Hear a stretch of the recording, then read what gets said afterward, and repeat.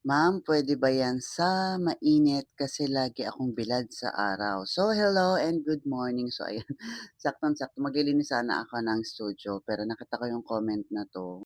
So, ang tinatanong niya ay yung ating SCD Peeling Skin Lotion kung puwede daw ba 'to kapag palagi kang bilad sa araw. Alam mo napakaganda ng question na 'to and very interesting. Kasi nga marami sa atin yung gumagamit ng mga rejuvenating product or yung mga astringents tapos ang workplace nila ay tutok pala sa araw.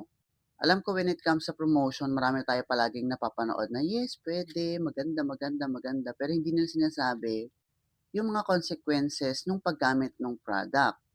Anyways, I think nakagawa na ako ng ganitong video before, pero limited lang. Kaya ayan, sagutin natin ulit. The answer is kung ang trabaho niyo po ay talagang tutok sa araw katulad ng construction worker, nagtatanim kayo ng mga palay, palagi kayong nagwo-work kayo on fields, yung literal na tutok sa araw, hindi yung bihira lang or for example, today lang kayo lalabas ng tutok talaga sa araw, like magsi-swimming, hindi naman yung gano'n ha. Yung literal na ang workplace po ay tutok sa araw, ang masasabi ko po ay hindi po advisable sa inyo na gumamit ng SCD Peeling Skin Lotion or in general, kahit anong rejuvenating product or kahit anong astringent. Bakit? Dahil possible po na baka lalo kayong magkaroon ng pekas at melasma.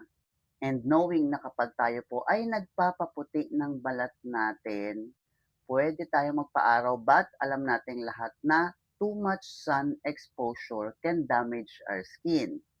And also, since nagre-rejuve po tayo ng balat natin, imbis po na pumuti yan, possible na lalo po siyang mangitim. Or worse, yun nga, magkaroon pa kayo ng pekas and melasma lalo.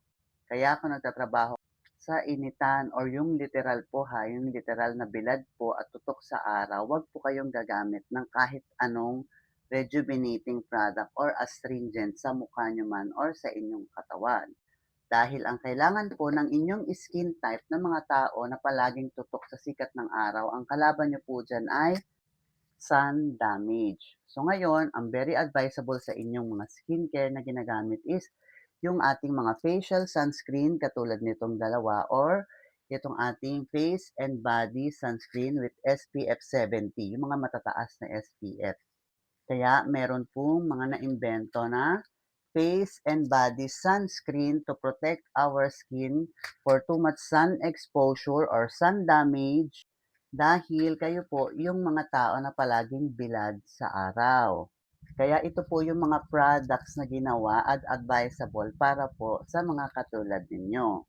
Balik naman tayo sa SCD Peeling Skin Lotion or mga rejuvenating product na katulad ni SCD Peeling Skin Lotion. Kung katulad ko naman kayo na bumibili lang sa palengke, nakapayong naman kayo, then you can wear sunscreen, or just in case may swimming lang kayo, pero hindi naman kayo everyday talagang tutok under the sun, pwede po kayong gumamit lang ng mga sunscreen during daytime, lalo na paglalabas ng bahay. So kung ganun lang din kayo katulad ko, pwede naman po kayo sa SCD Peeling Skin Lotion. We are talking about yung mga nagtatrabaho po sa field talaga. So, kung hindi ka naman palaging tutok talaga sa araw, may mga times lang na kailangan mo lumabas at bumili, may kailangan ka lang gawin sa labas, pwede ka pong gumamit ng SCD Peeling Skin Lotion, hindi ka magkakaroon ng problema.